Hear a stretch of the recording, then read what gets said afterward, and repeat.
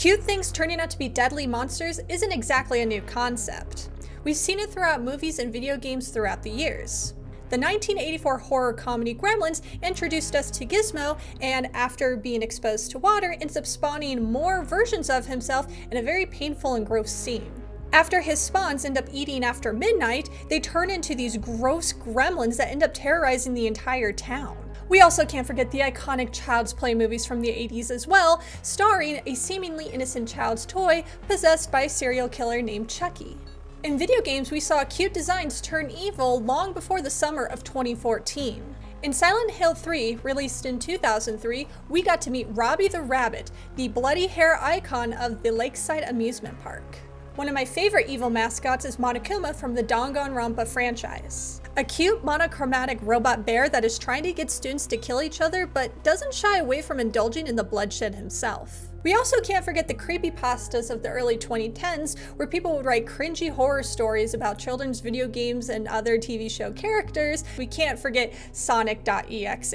Get those really god-awful fan theories about 90s children's shows, such as Ed and Nettie being in purgatory and Angelica is hallucinating the Rugrats. And I cannot leave out Slender Man, okay? He started off as an internet photo, and he went so viral that he ended up going popular on YouTube thanks to the Marble Hornets, and of course getting his own video game series.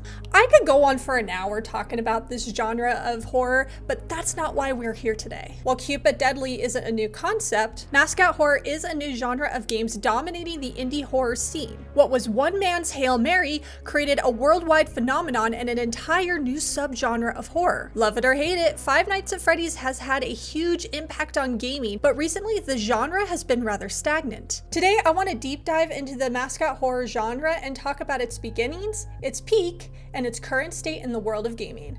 With all that said, let's jump into it.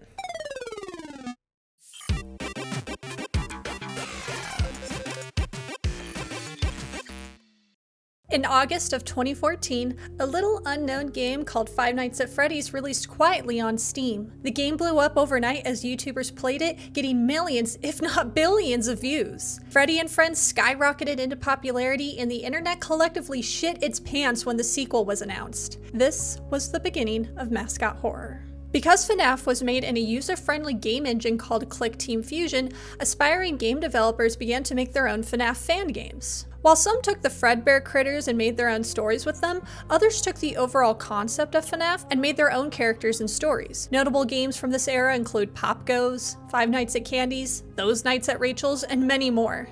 I'm sorry I can't list them all, but there were so many amazing FNAF-inspired fan games, so go ahead and leave your favorite down below in the comments if I didn't already list it. Also, while you're down there, don't forget to click that subscribe button and of course ring the notification bell so you'll always be notified when I post a new video. From there, people of all ages were drawn to this fun concept thanks to the power of the internet. Millennials like myself were drawn to the nostalgia of these games, as many of us grew up going to Chuck E. Cheese. The fear of animatronics was something shared by a lot of people who found them uncanny and unsettling. The younger generation liked these games for their cute character designs and was a gateway into horror without being too visually bloody and violent. Yes, FNAF does have a violent story. However, we don't see a lot of gore in the games beyond a few PG-rated scenes. My generation had Goosebumps and Are You Afraid of the Dark, and Gen Z and Alpha have FNAF, Bendy, and several others. I think it's great that each generation has an introduction to horror media, but can also be appreciated by older audiences as well. More developers saw the potential in mascot horror and began to roll with it. I want to start here with Tattletale. Tattletale is a great example of taking a cute design and a nostalgic 90s concept, Furbies for those that don't know, and making something new and different from FNAF being its own thing. The only thing it had in common with FNAF is the child-friendly design of the antagonist. There is, of course, Baldi's Basics being more akin to the gameplay of the original Slender Man game and inspired by 90s early education games on the PC. What makes it great is its surreal humor and being a bit meta. The game is aware of what it is and has fun with the audience. Duck Season was a phenomenal take on retro gaming and used the VR system to its advantage to create a terrifying horror experience. Dark Deception is a thrilling experience with an arcade gameplay style inspired by Pac-Man, where you have to collect gems in a maze all while avoiding monsters hunting you down. Little Nightmares felt like a Tim Burton film brought to life as you explore the underbelly of the maw, looking for an escape and running from grotesque creatures wanting to devour you. We are now approaching the 2020s, where I believe Mascot Horror is beginning to lose what made it so unique in the first place. While we didn't see much from the genre in 2020, the following year is where we had our biggest breakouts: FNAF Security Breach and Poppy Playtime. Security Breach was a major hype for fans of the franchise, including myself, as this was the first 3D free roam FNAF game. We got an amazing location for the game to set place, lore that continued from the VR Help Wanted game, and of course the stunning glam rock animatronics. While this game had a really rough start, overall it was really great and changed up the franchise from sit and survive to exploring at your own peril.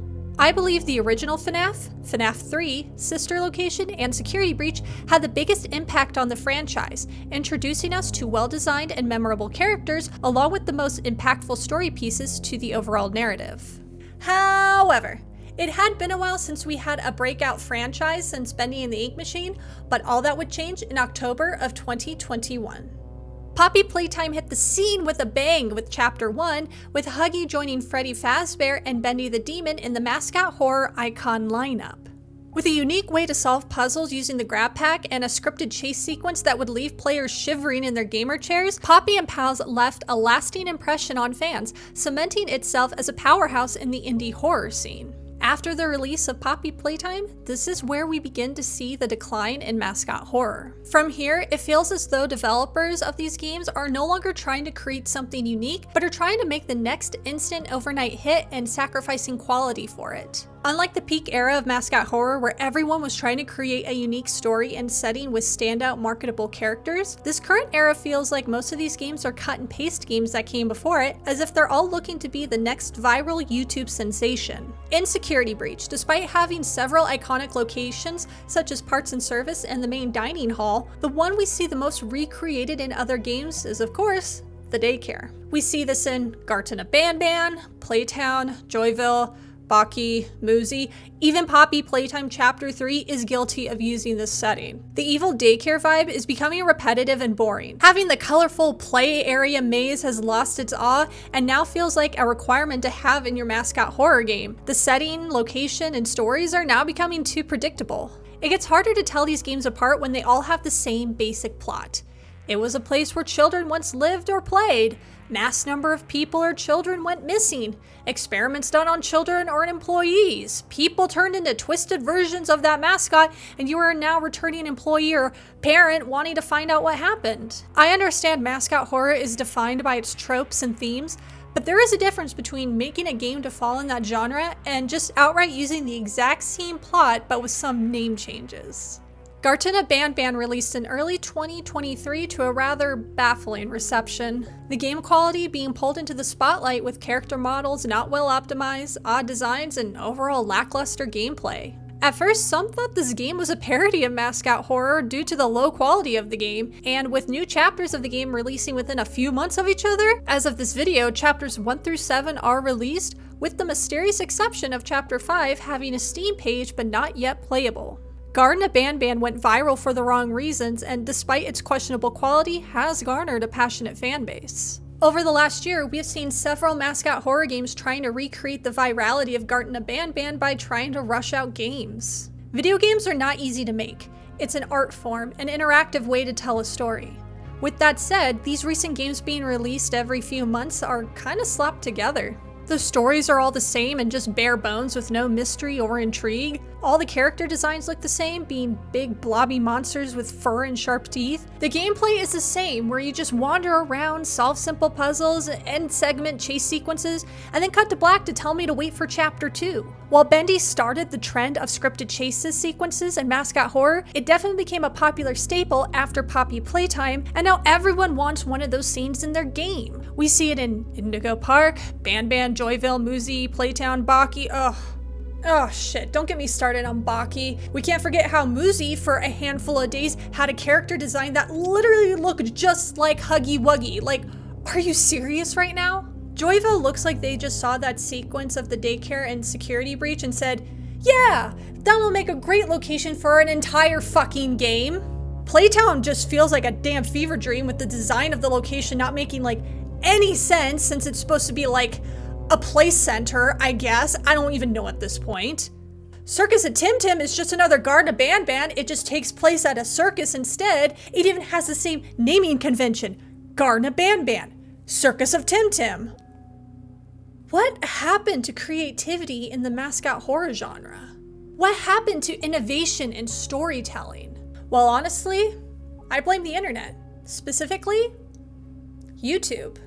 These days, it is easier to make games at home with access to game engines such as Unity and Unreal. You can buy character models and other assets online, or pay someone to make them on Fiverr, paste them into the engine, and you already got the first part done. I think it's amazing that making games is easier and more accessible, but instead of getting fun worlds to explore and new monsters to encounter, we keep returning to the same place every time, these cash grabs. Some people just want that Garden of Banban fame where it's so bad some people might think it's good.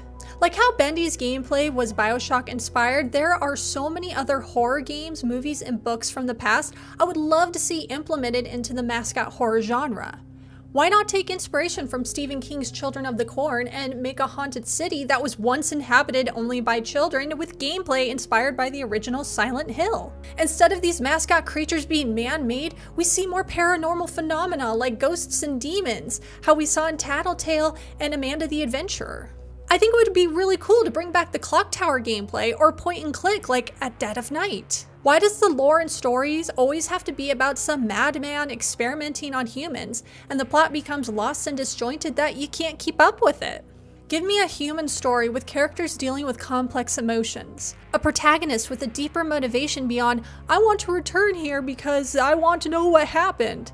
An antagonist or a main villain who maybe didn't intend for any of this to happen and the player can empathize with them. To quote Stephen King, horror movies often work better when they have a stake in the game. The more we care about the characters, the more human they are to us, the more appealing they are to us, and the more effective the horror tends to be. We have endless ideas and so much fun can be had with mascot horror, and yet some people just keep doing the same thing over and over and over.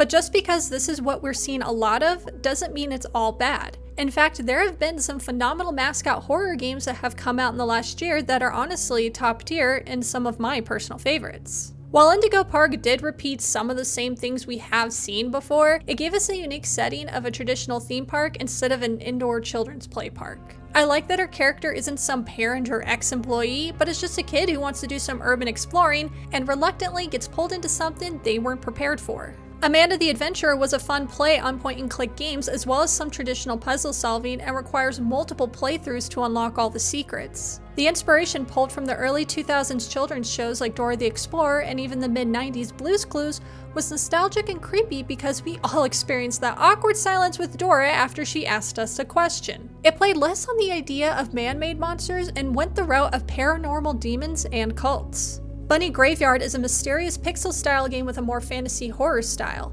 It starts off colorful and innocent and slowly turns dark as Skye the bunny is not who she seems to be. While this one might not follow the traditional mascot horror route, it still does a great job taking cute animal critters and twisting them into something dark and sinister. Shipwrecked 64 stood out as being an interactive ARG with unsettling moments and perfectly capturing the liminal aesthetic of early Nintendo 64 games. The puzzles were difficult but were fun as it encouraged the community to come together and solve them. The characters were adorable and Bucky has amazing dialogue, even interacting with the player and being a bit sassy. Of course, my favorite mascot horror game to come out in the last year is My Friendly Neighborhood. My Friendly Neighborhood leaned into the cheesy campiness that is mascot horror and, well, what horror is in general, but also had moments of tension and unease as you weren't sure what was around the corner to give you a big old hug. It gave us a unique playable character who had a personality and backstory with a simple motivation. We have a job to do and we aren't leaving until it's done.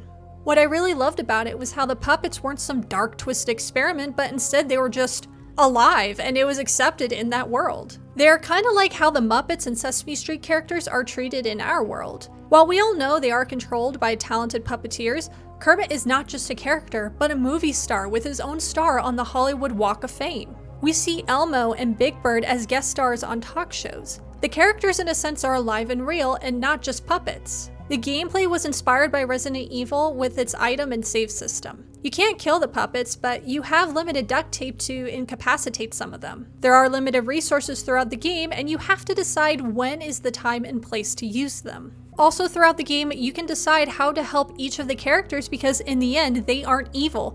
They're just a bit scared and alone. If you choose to help them out, we see our character grow and change a bit, starting off cold and distant, but he comes around and shows sympathy for the abandoned puppets. These are games that were made out of passion. Developers seeing the endless possibilities and telling a story using a dark yet nostalgic setting. Despite what we see on Steam, there are a lot of Mascot Horror games coming out in the next year that I'm really excited for. I recently played the demo for Baby Blue's Nightmare, and I was really impressed. Told from the perspective of a toddler, you are looking for your missing toys while being hunted by a large demonic toy. I think this has potential to have a unique story where, since we are playing through the eyes of a small child, that everything might not be as it seems. Finding Frankie takes the playground idea and turns it into a bloody parkour obstacle course with a game show background. A lot of people loved Mirror's Edge for the parkour elements, and I think adding a horror twist to the concept is going to make for a thrilling adventure. Glitched Out is an upcoming horror game made by fellow YouTubers Super Horror Bro and Just Jord with character models and animation by the talented Spencer Singer. This game, however, seems to be less Mascot Horror and leans more into the SCP theme like Control, with a dash of that Undertale wittiness. This game looks phenomenal, with scares and action with a unique art style of heavy black outlines and a super cute 8-bit companion. I highly recommend you check out the trailer on Steam and the YouTube page. Also, be sure to follow Super Horror Bro, Just Jord, and Spencer Singer on Twitter as they post updates on the game pretty often. Mascot Horror has left a positive impact on the indie horror scene. Sure, while not every game's gonna be a masterpiece or fun to play or even look good, there's still plenty that stand out from the rest. It's been fun seeing the evolution of a new game genre from its birth up to its current state in the world today. There are so many stories that have yet to have been told, and I'm excited to see them come to life. Stephen King once said, "The horror genre is an extremely delicate thing. You can talk to filmmakers and even psychologists who've studied the genre, and even they don't understand what works or what doesn't work. More importantly, they don't understand why it works when it works." I really enjoy this niche scene of horror, especially because it's accessible to a wider audience. Not everyone likes blood and guts in their media, and Mascot Horror does a great job at keeping it scary without the gore.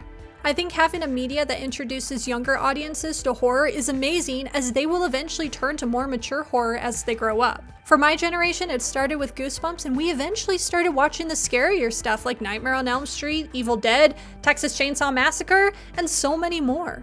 I like the idea of soft horror alongside the traditional scary media, as it gives everyone something to enjoy. Mascot Horror is here to stay, and while it has its ups and downs, it will continue to grow and evolve. It's a great way to tell a scary story, keeping you on the edge of your seat, wanting to know what will happen next. With all that said, thank you so much for watching. I really appreciate it. Let me know your thoughts down below in the comments. What is your favorite Mascot Horror genre? Are you tired of it already? What do you want to see from it? Do you want to see it evolve into something more mature with more violence, or keep it PG? Let me know, and I'll see you all in the next video.